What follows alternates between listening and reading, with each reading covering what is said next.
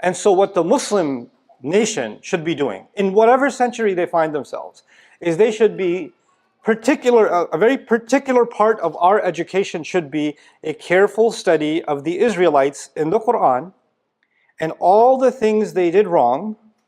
But while we're studying it, we should have a giant mirror in front of us and saying, hey, this is what they're doing wrong. Is any of that in our behavior? And this is what they did next. And is any of that in our behavior? And we should just kind of itemize, these are the red flags. If these occur in our behavior, then Allah also describes not only what they did wrong, what consequences did they suffer because of what they did wrong, right? So Allah will describe that also in great detail, okay? So like, ضُرِبَتْ عَلَيْهِمُ الذِّلَّةُ أَيْنَمَا ثُقِفُوا, for example. That powerlessness, humiliation was poured on them, slapped on them, wherever they went, wherever they were found.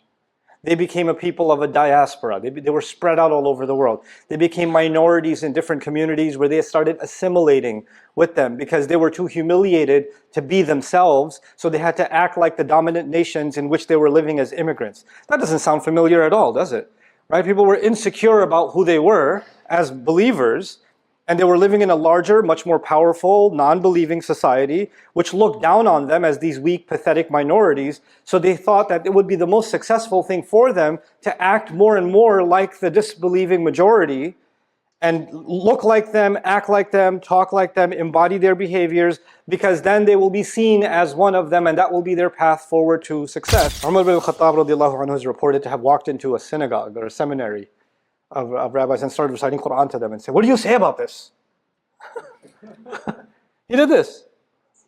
I had not an Umar bin al-Khattab experience. I'm not there yet. But I did have some fun conversations with rabbis. Because the Quran describes that they were supposed to make sajda too. Ruku' and sajda. Right? And they don't make sajda. If you've seen Jewish worship, it's half a ruku', but it's no sajda. Right? And I asked them, well, you don't do it anymore, what's up? Like it's in the Bible. It's in the Old Testament, so why don't you do it? He goes, yeah, we should have done it, but we have a festival every year where we mourn not doing it. Like, I'm so sad that I don't do it. I feel your pain. But you know what? What I want from the young Muslims here, I need you to understand your tradition.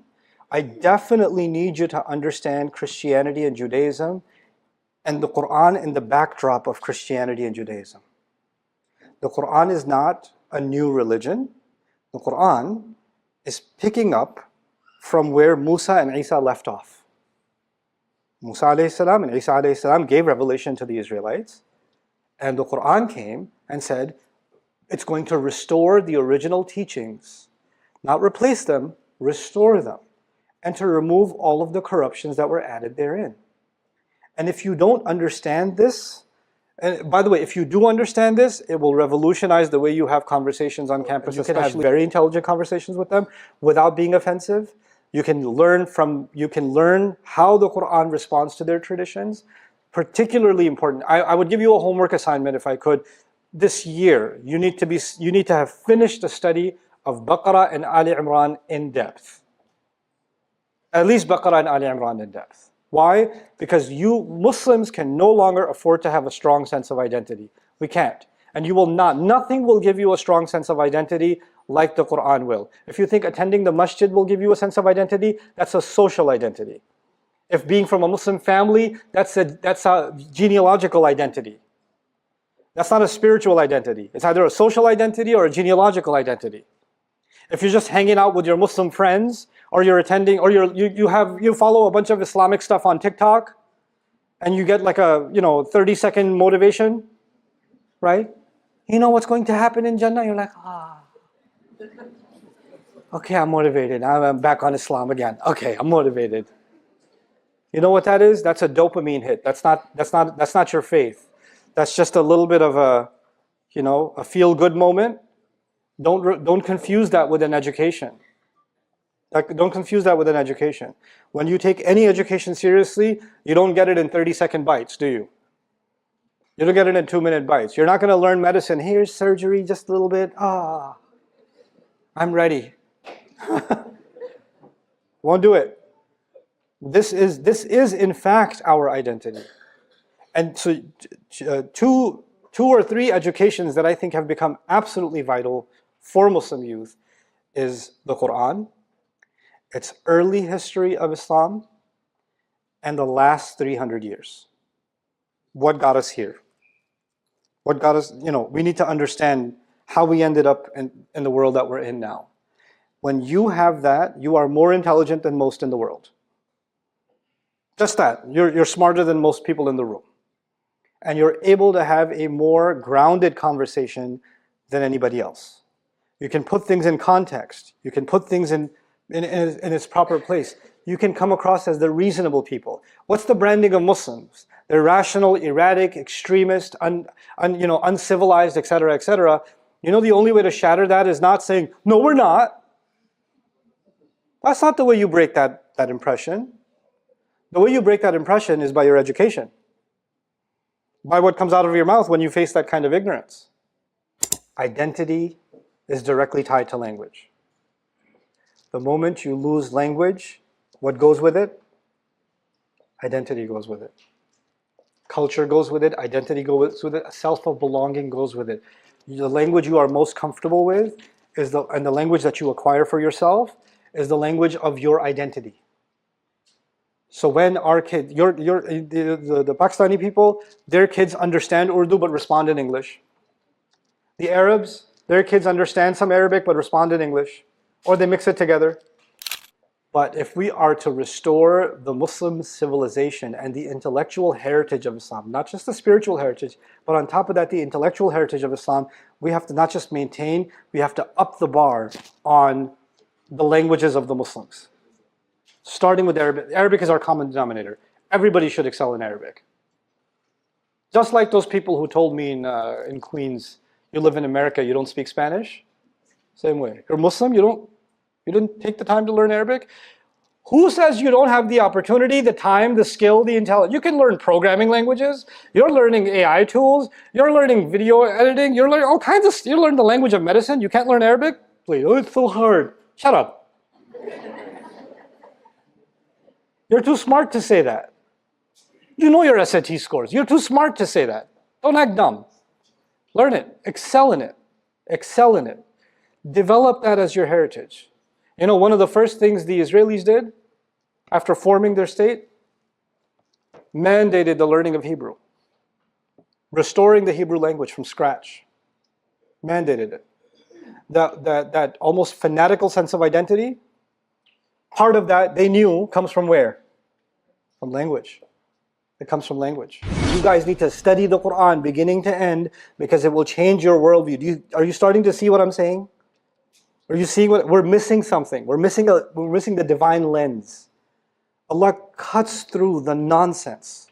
He cuts through the nonsense. He doesn't want a faithful believer that shuns the world away and goes in the corner in a mihrab and is just making dua and is quiet. No. That's part of your day. That's at nighttime when you worship Allah. Yeah. But inna laka fin nahari sabhan tawila. In the daytime you have a tough job to do. You got to engage with the outside world. You got to deal with the reality, the ugly reality that's in front of us. This generation will determine whether millions of young Americans that are now going through this phase right now, whether or not millions of Americans will accept Islam. Millions of Americans. No hard proselytization, no conversions, no please accept Islam, I challenge you, none of that. Just you intelligently representing your deen.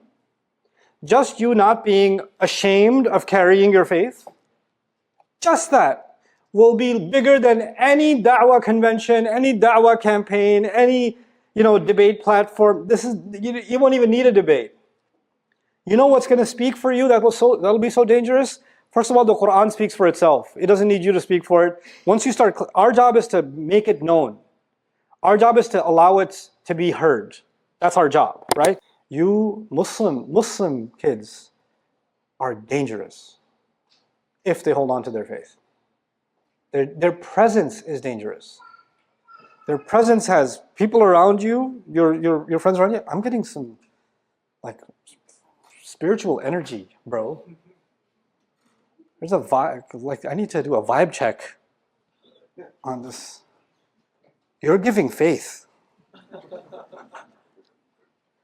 You're giving honesty. Something is going to change. It's either that or these same Muslim students will become afraid because you guys have a tougher road ahead of you than my generation. 2 decades ago, being Muslim in America was much easier. Even though at the time we were crying, oh, Islam in America is so hard. No, it wasn't. Even after 9/11, Islam in America wasn't this hard. Islam in America is hard now. It's hard now. Allah chose you to be university students, high schoolers, young professionals now, which means Allah sees something in you that He didn't see in my generation or the decade after. He saw it in you. You are up for this challenge. That's my message to you guys. You know, it's either we shoot up or we cease to exist. You know, those who destroyed and pillaged and killed the Israelites, those who engaged in violence against the Israelites, like the Babylonians, like the Assyrians in Jewish history, which was part of the punishment Allah gave them. You know, that was at a time where they were trying to assimilate in those societies anyway. They weren't even living up to their own values. And they got hated on for being Jewish anyway. In other words, the ones who hate you will hate you no matter what. Might as well be who you are. They're going to persecute you anyway. So why are you trying to be like, why are you accepting this false premise of supremacy? The urge to, especially the young people here is, this is where I come back to the Quran. The people that lived, the Israelites that lived among dominant societies, they tried to hide their religion or change their appearance or change their identity. And they tried to cut themselves off from the larger society, so the only way we can keep our Islam, the ones who wanted to keep Islam, they became sort of hermits that don't engage with the rest of society. And the ones who engaged with society blended into that society. You couldn't tell them apart. And you know what died in that process? Nobody was actually sharing what Allah actually says. Nobody was talking about what Allah actually says. This is the time for Muslim youth to become very serious about their Quran education. They need to know their book, and they need to know it very, very well.